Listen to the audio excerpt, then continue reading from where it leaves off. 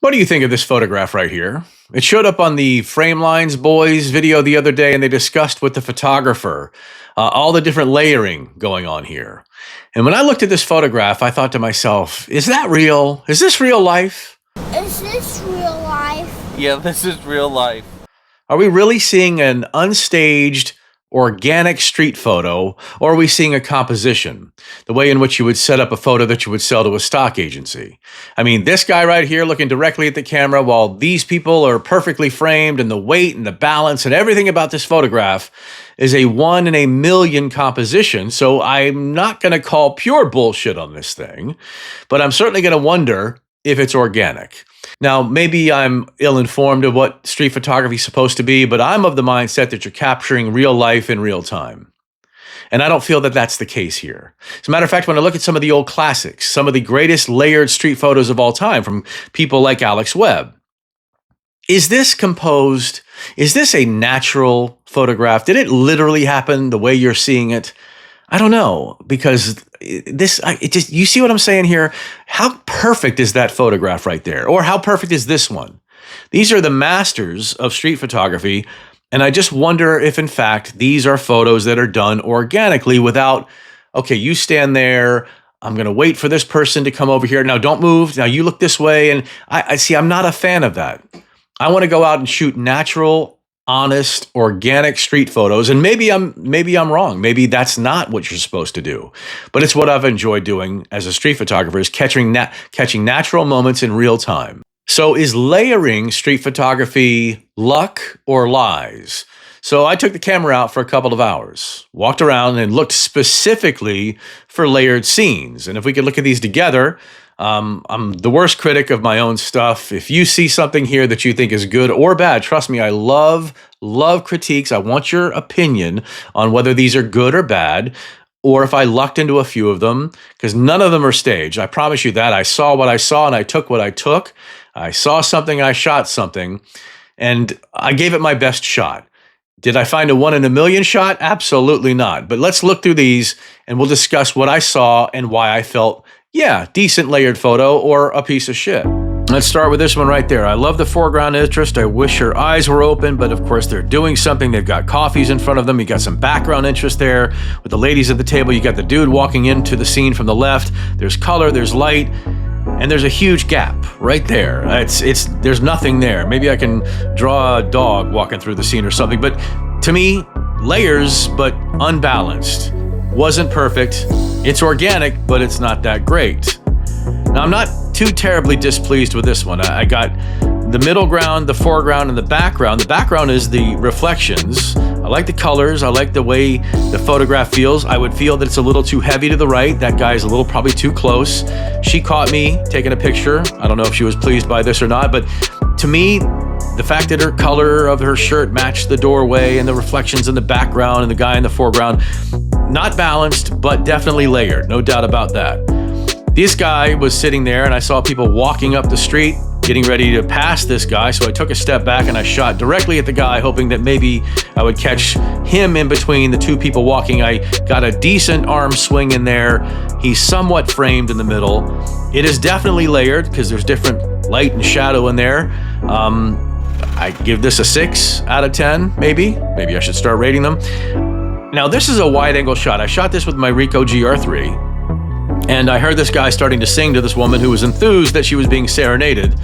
There are a couple of goofballs that are on our park or our square all the time. But these people to the right over here, they were like, what in the world is happening over here? So while I wish they had been in the scene, I wish I could have shot this with like a 40 millimeter or a 50 millimeter.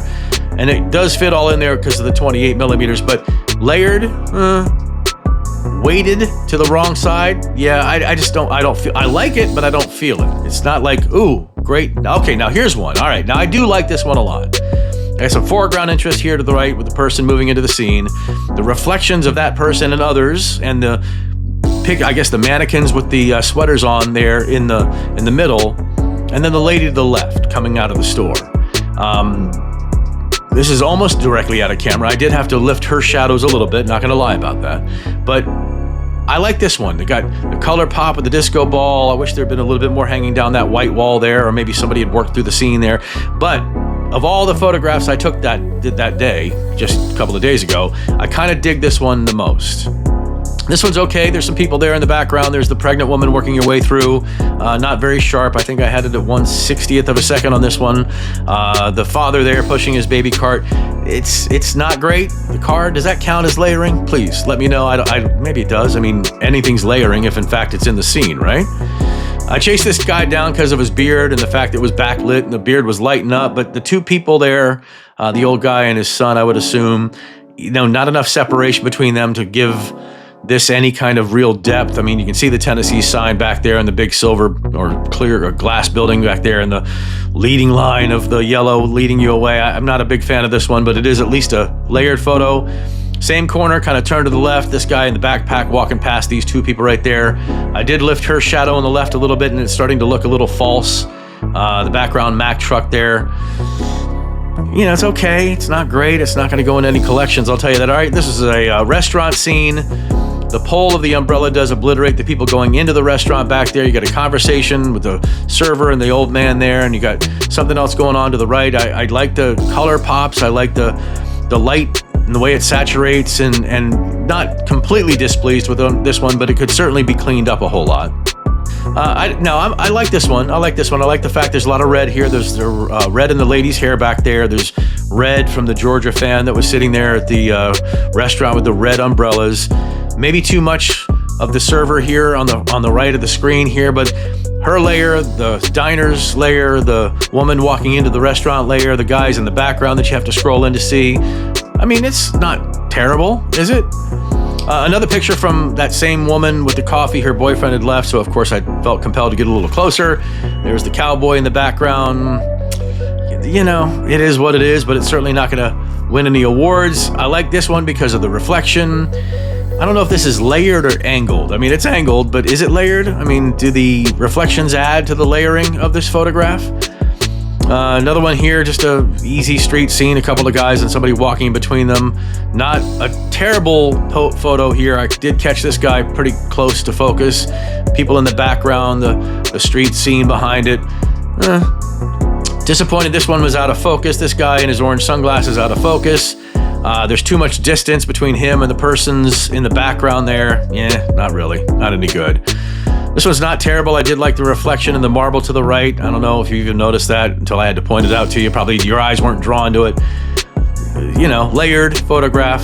Same scene, same area, different angle. The big shadow across his face certainly doesn't help the situation. Woman and her son in the background moving forward into the scene. That's not terrible.